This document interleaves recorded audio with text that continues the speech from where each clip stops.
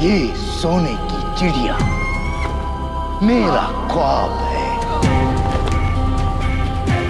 और उन आंखों को खुलने की इजाजत नहीं जो मेरे ख्वाब के रास्ते में आ जाए।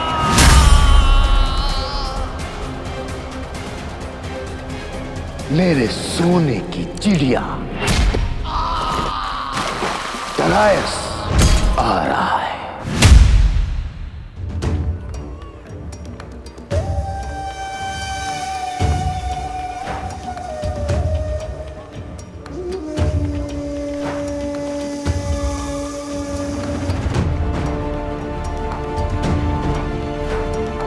लगता है पहली बार यहाँ आए।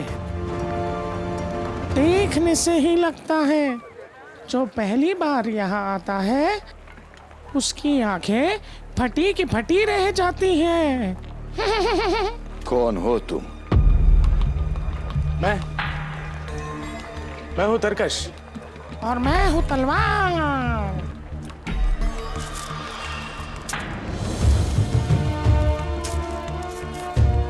मुझे यहाँ का बाजार दिखाओ। बंग का महीन मलमल, अंगूठी के छेद से पूरा का पूरा थान निकल जाए। छुओ मत। नीलम है ये, छूने से किस्मत बदल जाती है। पत्थर छूने से किस्मत नहीं बदलती, कारोबार से बदलती है। कारोबार करना है मुझे। कारोबार? व्यापारी कच्चे हो। मतलब ये कि इस वर्ष के व्यापार के बोली पत्र भरे जा चुके हैं। अब तो केवल ये निर्णय बाकी है कि बोली पर फैसला कौन लेगा। कौन लेगा फैसला? ये तो उत्सव के बाद ही पता चलेगा।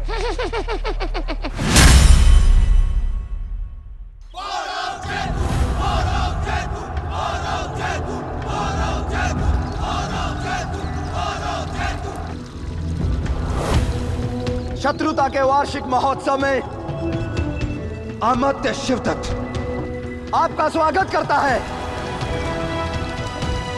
यह महोत्सव हर वर्ष होता है तक्षशिला और पौरव राज्य के मध्य में, और जीतने वाले को मिलता है झेलम के व्यापार पर नियंत्रण। पिछली बार की तरह इस बार फिर झुकेगा तक्षशिला नरेश अंबिराज का सर और ऊंचा होगा हम पौरवों का ध्वज।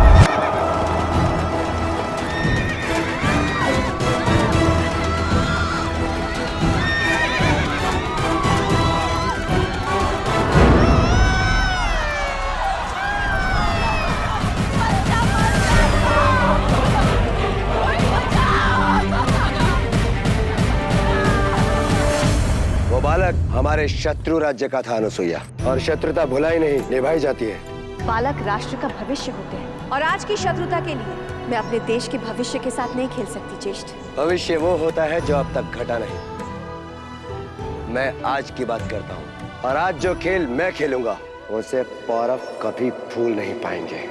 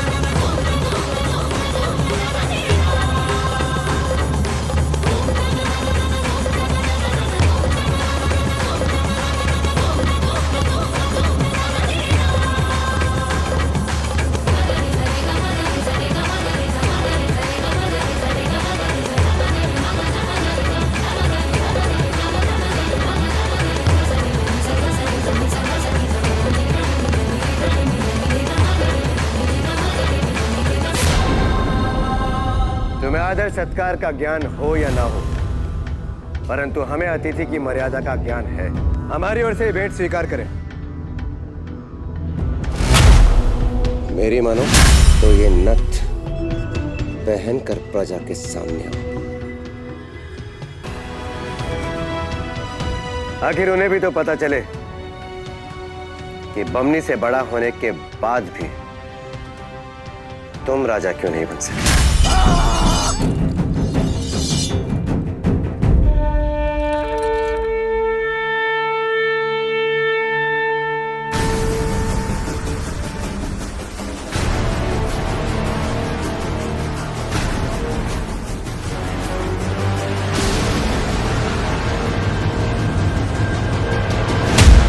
कौरव राष्ट्र के साथ खेल के लिए आए थे और आपके सम्मान के साथ खेल बैठे। इन्हें उत्तर भी खेल से ही दिया जाएगा। कौरववासियों, वार्षिक झेलम सम्मेलन में आप सबका स्वागत करता हूं।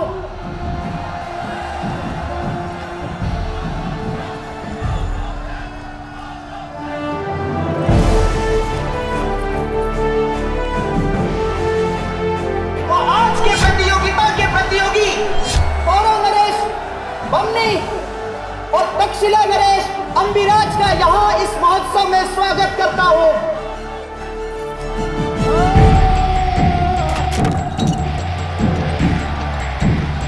इस यंत्र के पानी में गिरने पर आरंभ हुई नौकाओं की यह प्रतियोगिता झेलम की धारा के साथ उस ध्वज तक जाएगी जो उस द्वीप पर रखा है, और उस पर प्रतियोगी को अपना अधिकार करना होगा।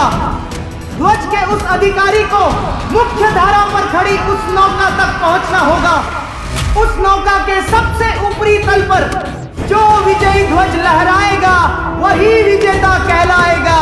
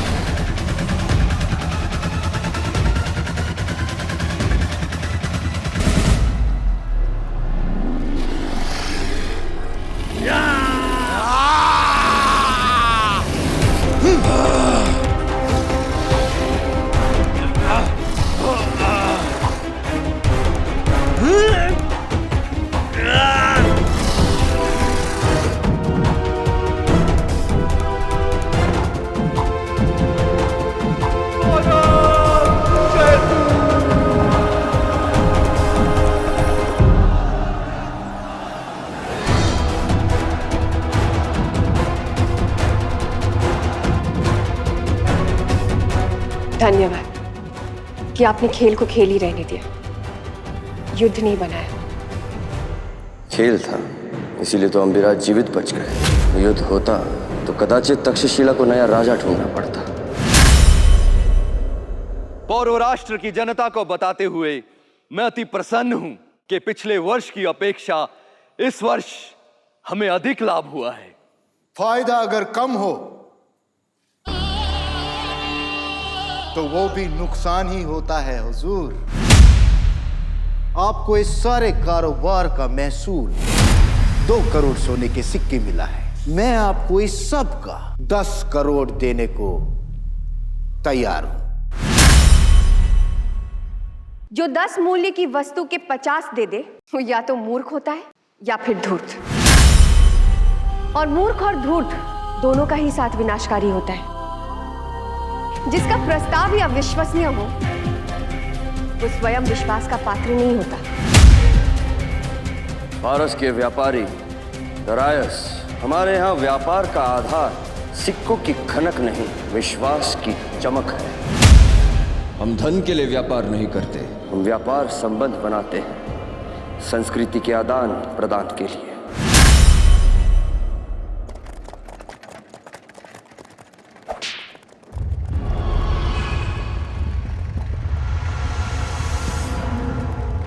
रुक जाओ!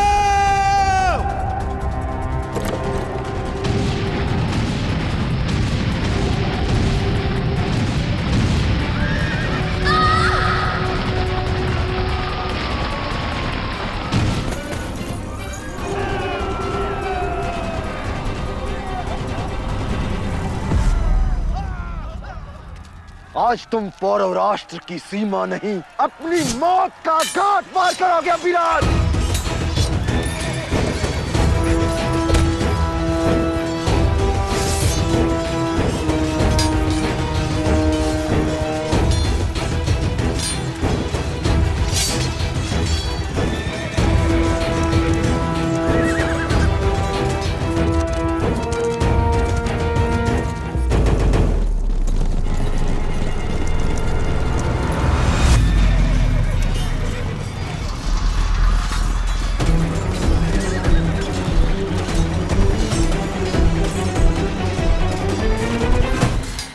ये युद्ध हमारे हित में नहीं है पौरवराज। क्या इसका कोई हल नहीं है? शत्रुता का वृक्ष काटने के लिए मित्रता का वृक्ष बोना होगा। संबंध के बीच से हमारा विवाह प्रस्ताव। मुझे ये विवाह प्रस्ताव स्वीकार है।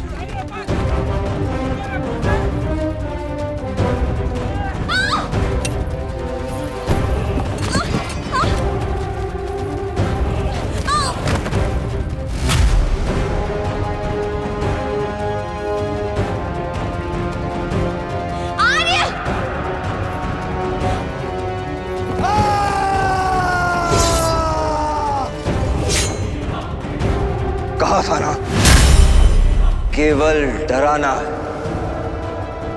मारना नहीं था इसे। ये प्रतिशोध के लिए था। तक्षशिला ने अपमान के लिए पौरव राष्ट्र को नत भेंट की और मैंने तक्षशिला के सम्मान की नत उतार दी।